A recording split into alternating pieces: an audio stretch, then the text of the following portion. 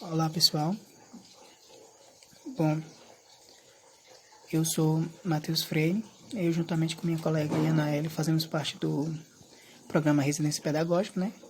Vamos voltar dando continuidade aqui aos conteúdos, dando sequência aqui nos conteúdos de biologia, e hoje falaremos sobre o sistema imunitário. Primeiro aqui uma definiçãozinha básica do que é esse sistema imunitário. Bom, o sistema imunitário ele é responsável pelos mecanismos de defesa do corpo contra agentes infecciosos. E esse sistema ele é dividido em dois, no geral. É um sistema inato ou não específico, que esse sistema inato ele é o primeiro a agir contra organismos invasores de nosso corpo. Ele atua rapidamente, não consegue diferenciar um organismo do outro, um agente infeccioso do outro, né? Bom, e nesse sistema há duas linhas de defesa que os invasores encontram ao tentar penetrar o corpo. No caso, a primeira linha é formada pela pele e pelas membranas mucosas dos sistemas, né? Respiratório, digestório e urogenital, certo? Aí, se o micro-organismo conseguir vencer essas barreiras, enfrentará a segunda linha de defesa, que é inespecífica. É onde substâncias químicas e células que matam indiscriminadamente qualquer agente infeccioso que penetra no organismo, seja vírus ou bactéria, vão estar atuando aí. E vamos ver que substâncias são essas mais à frente, certo? Só que, ainda nos atendo a definições, vamos tentar trazer um pouco mais da definição do sistema imunológico. É o sistema imunitário, também chamado de sistema imunológico ou sistema imune, é o que garante proteção ao nosso corpo, evitando que as substâncias, né, estranhas e patógenos eles afetem negativamente a nossa saúde, nos tragam doenças. É um sistema complexo, né, que envolve uma série de células e órgãos, várias estruturas aí, né, que atuam, formando uma grande barreira, para tentar impedir que agentes infecciosos, os patógenos e doenças, seja vírus, bactéria, enfim, venham a nos causar algum dano à nossa saúde. O sistema imunológico ou imune ele é formado por diferentes células, né? Tecidos, órgãos e moléculas. Nesse sistema, que é o todo, esse conjunto, temos estruturas individualizadas, no caso o baço e linfonodos, que estão envolvidas no sistema imunológico, porém são individualizadas, e células livres, como os leucócitos. Bom, ele garante o reconhecimento de substâncias estranhas no nosso corpo, né? E também assegura a destruição ou neutralização dos invasores. Isso se dá graças a uma resposta coordenada de seus componentes. E essa resposta é fundamental para garantir que o corpo ele desenvolva ou não uma doença, ou mesmo a duração dela. No caso, uma doença, quando ataca o nosso corpo, o sistema imunológico ele vai estar atuando ou para erradicação do agente infeccioso dela, ou para diminuição de sua gravidade, eu diria assim. Controlar essa doença, essa infecção, o quanto antes. Agora vamos ver um pouco mais, nos adentrar sobre esse sistema adaptativo ou específico, né? Que é onde entram alguns elementozinhos, algumas células, que são os neutrófilos, eosófilos, por exemplo, as principais células de defesa. Basófilos, linfócitos, monócitos. Vamos falar aqui sobre os leucócitos, que são células de defesa bem importantes também. Quando falamos em células que participam do sistema imunológico, Devemos dar destaque aos leucócitos, que são responsáveis pelas principais ações de defesa do organismo, também chamados de glóbulos brancos. Certamente já ouvimos falar muito, né, sobre os glóbulos brancos, que são produzidos na medula óssea e migram para as várias partes do corpo pelos vasos sanguíneos. Os leucócitos eles podem ser divididos em dois grandes grupos. São os granulócitos e os agranulócitos. Os granulócitos eles recebem esse nome, essa denominação, porque quando submetidos a determinados corantes, apresentam grânulos na sua visualização. Esses grânulos eles se coram de maneira específica, diferentemente dos agranulócitos. Eles incluem os neutrófilos e os eosófilos, e também os basófilos nesse grupo dos granulócitos.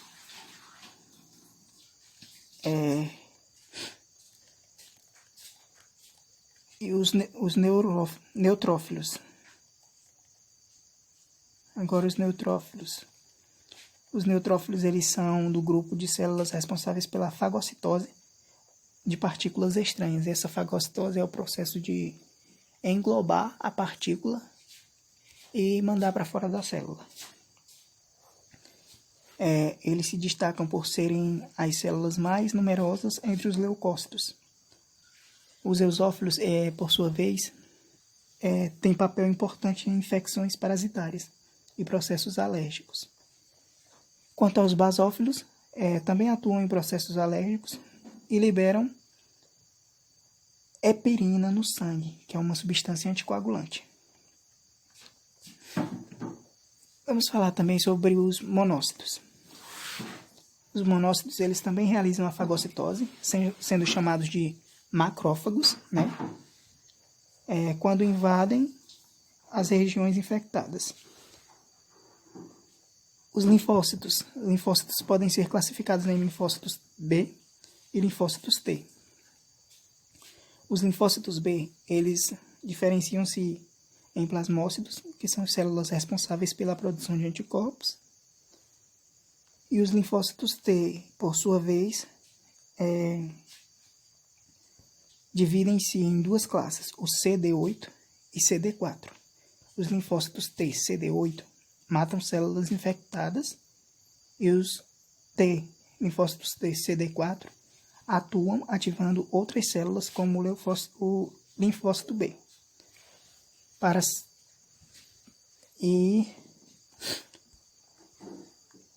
Vamos entrar aqui na parte do sistema, mais uma vez, falando aqui sobre uma terceira linha, que é o sistema imunitário adaptativo ou específico do corpo. Uma informação interessante que o livro traz também aí. Constitui a terceira e última linha de defesa do corpo. Depois de todas as outras linhas de defesa não terem funcionado, terem impedido a infecção, porque tem infecções que conseguem penetrar, aí vem a terceira linha. Uma característica bem interessante que é tratada no sistema imunológico, sobre o sistema imunológico, é a questão da especificidade. A especificidade, ela se refere à capacidade do sistema imunitário de reconhecer e eliminar certos micro-organismos ou substâncias estranhas no corpo. Como eu já havia mencionado, o sistema imunológico ele tem uma capacidade muito grande de conseguir especificar, identificar o organismo causador de alguma doença, no caso patógeno, e conseguir atuar sobre ele. Um elemento muito importante também no sistema imunológico é chamado de anticorpo. Os anticorpos, eles, diferentemente do que muitos pensam, eles não são responsáveis pela morte de um organismo causador de doença. Na verdade, eles se ligam aos antígenos, desencadeando diferentes processos. Um desses processos é a neutralização, em que o anticorpo liga-se ao antígeno, impedindo que este seja capaz de destruir ou infectar a célula. Então, ele neutraliza o antígeno, que é o causador pode ser um agente infeccioso aí. Outro processo que pode ocorrer é o de opsonização, em que o anticorpo ele se liga ao antígeno, promovendo seu reconhecimento pelos macrófagos e neutrófilos, que são células que fagocitam, né, esses antígenos. No caso, o anticorpo ele vai dar um sinal, vai sinalizar para o macrófago para que ele atue, macrófagos e neutrófilos. Além disso, os anticorpos podem acionar o sistema de complemento, que promove a quebra de micro-organismos.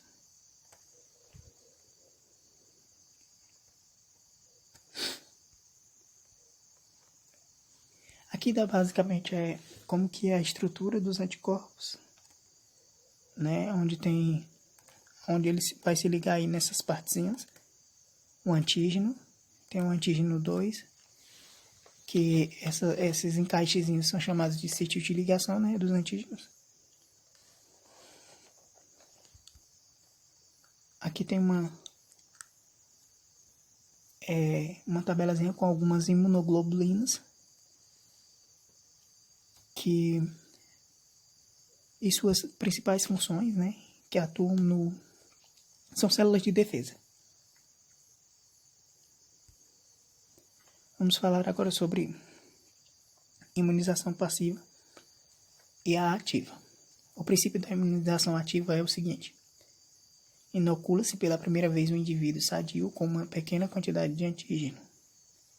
O indivíduo passa a produzir anticorpos que, após alguns dias, estarão disponíveis no sangue para atuar contra os antígenos. Então, no caso da ativa, é um contato com uma pequena quantidade do antígeno e o sistema imunológico ele vai reconhecer essa pequena parte desse antígeno, vai se ligar a ele, vai reconhecer e vai induzir a produção de anticorpos que estarão disponíveis para combater esses antígenos, esse tipo de antígeno. Bom, é nesse mecanismo que se baseia as vacinas, né? O desenvolvimento das vacinas. A imunização ativa, tá aqui um esquemazinho para ficar mais fácil de entender. O organismo ele é estimulado a produzir anticorpos, que é um contato direto com o antígeno. Temos a imunização ativa natural, que são as doenças. Por exemplo, o contato com uma gripe. Quando você pega uma gripe, ela, dependendo de como o seu sistema imunológico esteja, ele vai atuar aí para reconhecer esse vírus da gripe.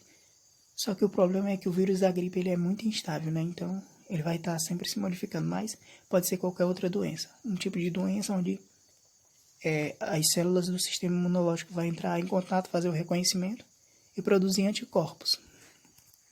No caso da imunização ativa artificial, como já foi mencionado, as vacinas. Já na imunização passiva, já adianto logo que os soros eles são baseados nesse princípio para serem desenvolvidos, que são introduzidos no organismo anticorpos já prontos para o combate de um antígeno específico. É um tipo de imunização que se destina a desencadear uma resposta rápida do organismo, como quando se utilizam soros. Em situações em que se utilizam soros, ocorre esse processo, que é a introdução de anticorpos prontos dentro do organismo. Mais um esquemazinho, né? A imunização ativa, que é o organismo recebe anticorpos prontos para combater uma doença ou um determinado problema, um agente específico, produzidos por outros organismos, esse anticorpo. Ele só vai ser introduzido, não é o sistema imunológico dessa pessoa que produz. É natural. A amamentação, que é a ingestão do leite da mãe, no caso. O leite materno tem anticorpos para imunização passiva, e a imunização pronta anticorpos prontos que são recebidos pelo filho aí no caso. E a artificial é o soro terapêutico. Mais uma tabelazinha, um esquemazinho para entender a diferença, né, de imunização ativa e passiva. No caso, a ativa é produzir anticorpos e a passiva recebe os anticorpos, que são as vacinas. Bom, e era isso para essa aula. Obrigado e até a próxima.